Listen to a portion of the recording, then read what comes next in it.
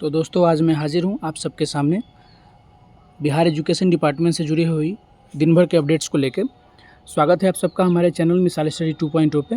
तो आइए जानते हैं आज दिन भर की क्या हलचल, क्या उथल पुथल, क्या चहल पहल रहा हमारे बिहार शिक्षा विभाग का, जिसमें ट्रांसफ़र पॉलिसी जो है, ट्रांसफ़र का जो मुद्दा है उनको लेकर भी कुछ अपडेट्स आए हुए हैं। तो चलिए सारे अपडेट्स, 2-3 अपडेट्स हैं और सारे इंपॉर्टेंट अपडेट्स हैं, उस अपडेट से मैं आप सबको रूबरू कराता हूँ। सबसे पहला अपडेट्स क्या है उसको ध्यान देते हैं। देखिए पहला अपडेट है हमारा नंबर 1 अपडेट कि शिक्षक ट्रांसफ़र पॉलिसी से जुड़ी हुई बड़ी अपडेट। 10 जुलाई तक प्रतीक्षा करेगा शिक्षा विभाग। स्थानांतरित शिक्षकों को 10 जुलाई तक करना होगा योगदान। यानी जो भी टीचर जिनका ट्रांसफ़र ऑलरेडी हो चुका है, जो लोग अभी ज्वाइन नहीं किए हैं, तो उनका 10 जुलाई तक एजुकेशन डिपार्टमेंट जो है वो इंतज़ार करेगा कि वे लोग क्या करते हैं। योगदान देते हैं तो ठीक है, वो सीट जो है भर जाएगा।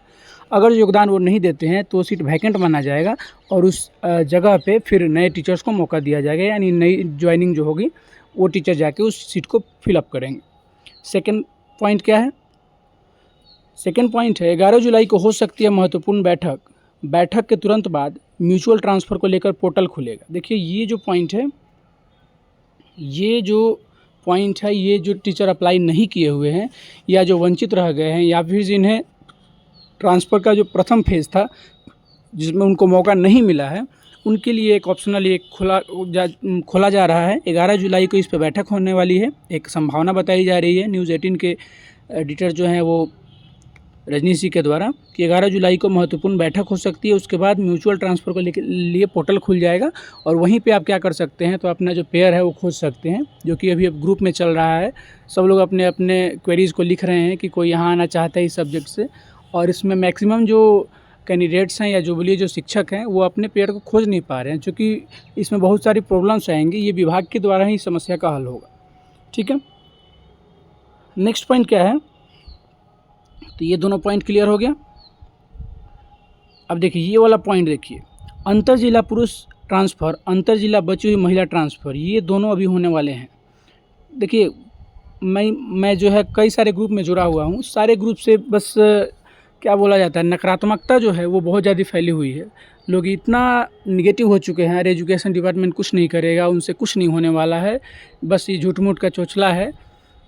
तो भाई आप लोग जाके उनकी जगह पर ट्रांसफ़र कर दीजिए, है ना। ट्रांसफ़र पॉलिसी जो है, इतने सारे सीट से इतने सारे जो खाली प्लेसेस हैं उसको भरना है, उसको एक्सचेंज करना है, समझिए। तो एक हटेगा एक उसके जगह पे आएगा, रेशियो मेंटेन करना है। ये कोई ऐसा नहीं है कि दाल भात है आराम से खा लिए निकल लिए, ऐसा इतना आसानी इसको नहीं समझिए।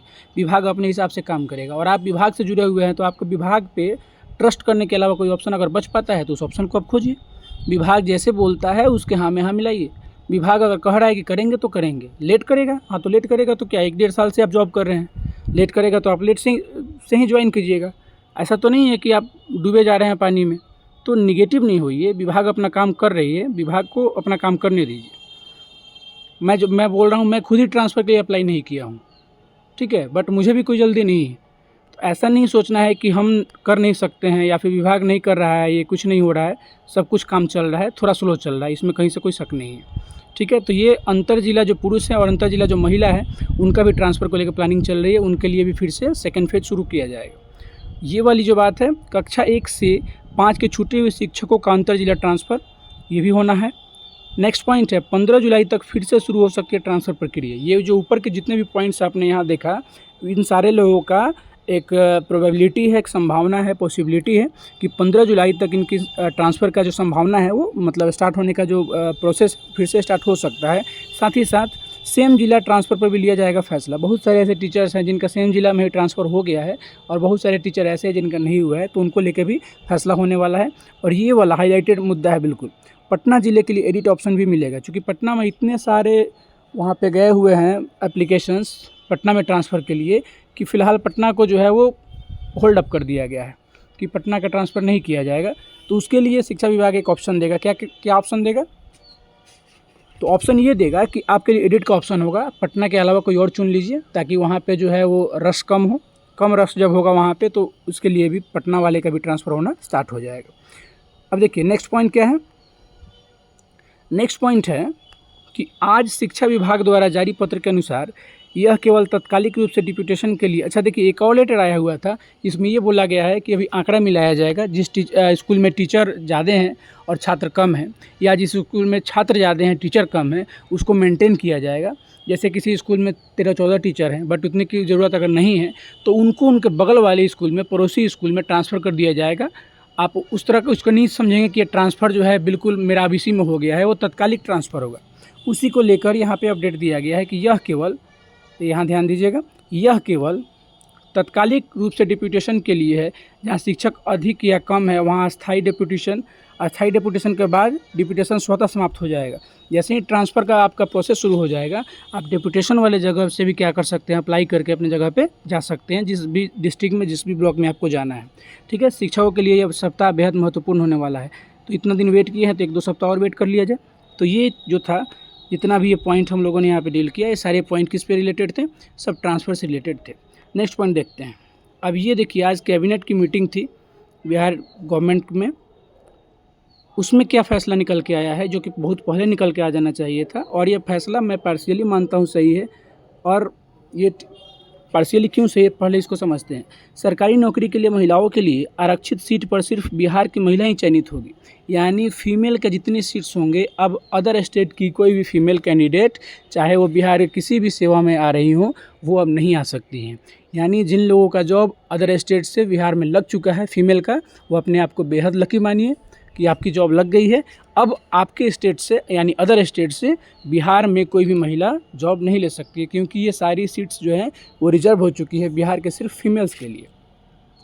एक तरफ से महिलाओं के लिए डोमिसाइल लागू, बिहार सरकार की घोषणा है। देखिए, महिलाओं के लिए डोमिसाइल लागू का मतलब सिर्फ बिहार की महिला बिहार की जॉब लेगी, अदर स्टेट की फीमेल यहाँ की जॉब नहीं ले सकती है। बिहार राज्य के सभी सरकारी सेवाओं, संवर्गों के सभी स्तर के एवं सभी प्रकार के पदों पर सीधी नियुक्तियों में राज्य की मूल निवासी महिला अभ्यर्थियों को ही 35% क्षैतिज आरक्षण के अनुमान कराने के संबंध में आज का जो फैसला आया हुआ है, आज के कैबिनेट से ये डिसीजन निकल के आया हुआ है, बहुत ही इंपॉर्टेंट पॉइंट है। और मेरा ये मानना है कि ये पुरुषों के लिए भी होना चाहिए। ठीक है, पुरुषों के लिए भी डोमिसाइल लगाए, या फिर अदर स्टेट को आपको जॉब देना है तो जैसे बाकी स्टेट्स में है 10% जो है अदर स्टेट के लिए खोला जाता है, तो बाकी बिहार में 90% बिहारी के लिए रख लिया जाए, बाकी 10% जो है वो अदर स्टेट के कैंडिडेट्स के लिए खोल दिया जाए। ये मेरा एक ओपिनियन है, जिस पे स्ट्रगल और आंदोलन चल भी रहा है और चलना भी चाहिए। मैं इसका पूर्ण रूप से समर्थन करता हूँ। ठीक है, यानी 35% जो रिजर्वेशन है वो सिर्फ बिहार के फीमेल्स के लिए हो गया है, अदर स्टेट्स के फीमेल्स अब आपके लिए सॉरी। नेक्स्ट, ये देखिए, ये जुड़ा हुआ जो मामला है ये भी बहुत अच्छा मामला है, और ये बिहार सरकार को पहले भी करना चाहिए था, लेकिन देर से ही सही ये हुआ है। देखिए क्या है ये पॉइंट। तो बड़ी खबर, बिहार सरकार का नया वेतन खाता समझौता। अब देखिए, जितने भी यहाँ पे बैंक्स आप देख रहे हैं यहाँ पे, जिसमें आप देख सकते हैं SBI है, PNB है, Bank of Baroda, Bank of India, Union Bank of India, Central Bank of India, Canara Bank, Indian Bank, UCO Bank, इन सारे बैंक्स के साथ इनका क्या हुआ है, एक तरह से समझौता हुआ है। और ये किन के लिए समझौता हुआ है, तो बिहार सरकार के अस्थायी, यहाँ देखिएगा, बिहार सरकार के अस्थायी व संविदा कर्मचारियों, मंत्री, विधायक, विधान पार्षद, ये सब के लिए हुआ है। अब इसमें क्या क्या बेनिफिट है आपको समझिए। बेनिफिट आपको तो नहीं होगा, ये बेनिफिट आपके फैमिली मेम्बर्स को होगा, बट हाँ ज़रूरी तो है। कैसे ज़रूरी है, देखिए, व्यक्तिगत दुर्घटना बीमा, ये एक तरह से एक इंश्योरेंस पॉलिसी है जो कि आपको जितने भी बैंक्स आपने देखा है, ये बैंक आपको प्रोवाइड करेगी आफ्टर हैविंग एक्सीडेंट। ठीक है, देखिए क्या है ये पॉलिसी। तो ये पॉलिसी है कि अगर व्यक्तिगत दुर्घटना बीमा होता है 40 लाख से 1 करोड़ तक, आपको उसका एक मेंटेनेंस दिया जाएगा। हवाई दुर्घटना बीमा में 1 करोड़ से 1.6 करोड़, परिवार के लिए बीमा प्रति सदस्य 5 लाख, समूह जीवन बीमा 10 लाख अगर नेचुरल डेथ होता है, विकलांगता यानी डिसेबिलिटी का अगर कोई आपको कंसेशन मिलता है तो 10 लाख से 80 लाख तक, टॉपअप स्वास्थ्य बीमा रियायत दर पर, है ना, 50% to 100% छूट मिलेगा ब्याज दर पे, फ्री ATM कार्ड और अधिक मुफ्त लेन देन, ATM निकासी सेवा 1 लाख डेली आप कर सकते हैं, ऑटो स्वीप, ठीक है, स्टैंडिंग इंस्ट्रक्शन सुविधा, free fund transfer, RTGS, NEFT draft, वेतन के विरुद्ध ओवरड्राफ्ट सुविधा। हर बैंकों के अलग अलग अतिरिक्त लाभ भी मिलेगा जिस बैंक का जैसा पॉलिसी होगा।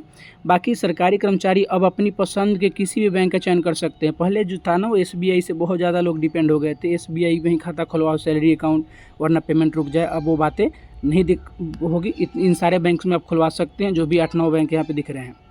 ठीक है, बिहार सरकार द्वारा कर्मचारियों के हित में एक ऐतिहासिक कदम है, बिल्कुल एक हिस्टोरिकल स्टेप आप इसको बोल सकते हैं। इस संदेश को आप सभी अधिक से अधिक सरकारी कर्मचारियों तक जरूर पहुँचाएँ। ये एक तरफ से बहुत बड़ा बेनिफिट हो जाएगा हम गवर्नमेंट एम्प्लॉय के लिए, ज़रूरी भी था। बाकी यही आज दिन भर की अपडेट्स थी। वीडियो को लास्ट तक देखने के लिए आप सबका बहुत बहुत धन्यवाद। लाइक, कमेंट, सब्सक्राइब, शेयर करें। Thanks for watching. जय हिंद।